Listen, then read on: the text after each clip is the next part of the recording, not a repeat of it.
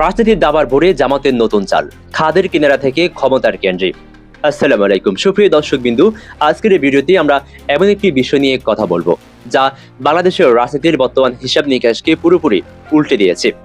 যারা মনে করছিলেন বাংলাদেশ জামাত ইসলামী রাজনৈতিকভাবে কোণঠাসা হয়ে বিলীন হয়ে যাবে, তাদের সেই ধারণাকে ভুল প্রমাণ করছে 2026 সালে নির্বাচনের ফলাফল। মাত্র 2 সিটের একটি দল আজ 68টি আসন নিয়ে সংসদে প্রধান বিরোধী দল। এটা কি কোনো অলৌকিক ঘটনা? না, একদমই না। এটি একটি অত্যন্ত ঠান্ডা মাথার এবং সুপরিকল্পিত রাজনৈতিক কৌশলের ফল। জামাত এখন শুধু আবেগ বা রাজপথের স্লোগানে আটকে থাকতে রাজি নয়। তারা বুঝতে পেরেছে রাষ্ট্র পরিচালনার ড্রাইভিং সিটে বসতে হলে আবেগের চেয়েও বেশি প্রয়োজন মেধা, আইন এবং কৌশলের সঠিক সমন্বয়। আর এই নতুন জামাতের নেপথ্যের কারিগর হিসেবে কাজ করছেন দলের 5 জন তুখুর মেধাবী ব্যারিস্টার। তারা আজ দলের রাজনীতির মূল মজক বা বেইন ট্রাস্ট। আসুন দেখে নিই এই 5 কাণ্ডারি ঠিক কি ভূমিকা পালন করছে জামাত ইসলামের জন্য। 1 নম্বর আসে ব্যারিস্টার শিশির মনির। জুলাই সনদের পাহারাদার ও ছায়া সংসদ শিশির মনিরের কাঁধে রয়েছে সবচেয়ে গুরুত্বপূর্ণ দায়িত্ব। একদিকে জুলাই বিপ্লবের চেতনা বা জুলাই সনদ রক্ষা করা, অন্যদিকে সরকারের প্রতিটি ভুল কাজের বিরুদ্ধে সংসদে কড়া জবাব দেওয়া। তিনি তৈরি করছেন শ্যাডো পার্লামেন্ট বা ছায়া সংসদ। সরকারের প্রতিটি পলিসির বিপরীতে তারা জনগণের সামনে বিকল্প সমাধান তুলে ধরেছেন। এটি কেবল বিরোধিতার জন্য নয়, বরং আগামী নির্বাচনের জন্য জামাতকে একটি যোগ্য বিকল্প হিসাবে তুলে ধরার কৌশল। 2 নম্বর ব্যারিস্টার শাহরিয়ার কবির, আইনি লড়াইয়ের সেনাপতি। অনেকে তাকে টেলিভিশনের টকশোতে তুখুর বক্তা হিসেবে চেনেন, কিন্তু এখন তিনি লড়ছেন সরাসরি আদালতের মাঠে। তার কাঁধে দায়িত্ব দেওয়া হয়েছে নির্বাচনের ভোট কারচুপির অভিযোগে হাতছাড়া হওয়া আসনগুলো আইনি প্রক্রিয়ায় উদ্ধার করা। ইতিমধ্যে হাইকোর্টে তার করা মামলাগুলোর প্রভাব দেখা যাচ্ছে।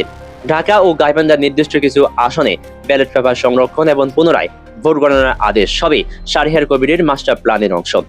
তিনি মূলত আইনি কাঠামোর ভিতর থেকেই প্রতিপক্ষের কারচুপির জাল ছিঁড়ে ফেলতে ব্যস্ত।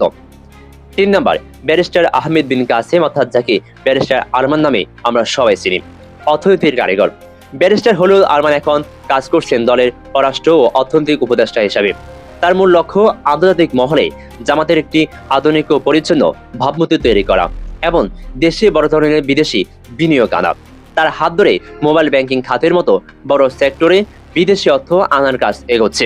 তার এই কাজের ধরনে যেন তার বাবা শহীদ মীর কাসেম আলীর সেই অর্থনৈতিক দূরদর্শিতা ছায়া দেখা যাচ্ছে, যিনি ইসলামী ব্যাংক ও ইব্রিসিডার মতো প্রতিষ্ঠান গড়েছিলেন। 4 নম্বর ব্যারিস্টার নাজিবুর রহমান মোমিন, সংসদের স্মার্ট মুখ। জামাত নাজিবুর রহমান মোমিনকে প্রস্তুত করেছেন জাতীয় সংসদের ডেপুটি স্পিকার হিসেবে।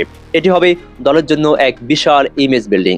একজন তরুণ উচ্চশিক্ষিত ব্যারিস্টার যখন ডেপুটি স্পিকারের চেয়ারে বসে সংসদ পরিচালনা করবেন, তখন সাধারণ মানুষের সামনে জামাতের একটি নতুন, আধুনিক ও স্মার্ট রূপ ফুটে উঠবে। 5 নম্বর ব্যারিস্টার মাহবুব রহমান সালেহী, নবীন এমপিদের শিক্ষক। 68 জন এমপিদের মধ্যে অনেকেই এবার প্রথম সংসদে গেছেন। তাদের আইন প্রণয়ন, বিল পাশের নিয়ম এবং সংসদে যুক্তি দিয়ে কথা বলার কৌশল শেখানোর দায়িত্ব পড়েছে সাবেক ছাত্রনেতা মাহবুব রহমান সালেহের উপর। তিনি মূলত জামাতের এমপিদের একজন শিক্ষক হিসেবে কাজ করছেন, যাতে সংসদে তারা কোনো বিতর্কে পিছিয়ে না পড়ে। কেন এই 5 জন গেম চেঞ্জার? এই 5 ব্যারিস্টারকে সামনে নিয়ে জামাতের নতুন চোখ থেকেই একটি বিষয় পরিষ্কার, তারা রাজনীতির ধরন বদলে ফেলেছে। তারা জানে শুধু রাজপথে চিৎকার করলে ক্ষমতা পাওয়া যায় না, রাষ্ট্র চালাতে হলে অর্থনীতি, কূটনীতি এবং আইন বুঝতে হয়।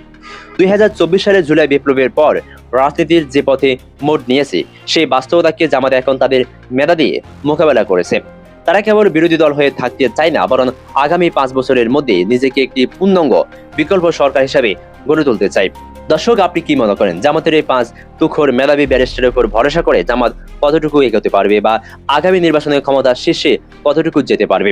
আপনার মূল্যবান মন্তব্য কমেন্টের ঘরে জানান। আর দৃষ্টিভঙ্গি 24 এই চ্যানেলে নতুন হয়ে থাকলে সাবস্ক্রাইব করে বেল আইকনটি বাজিয়ে রাখুন। ধন্যবাদ।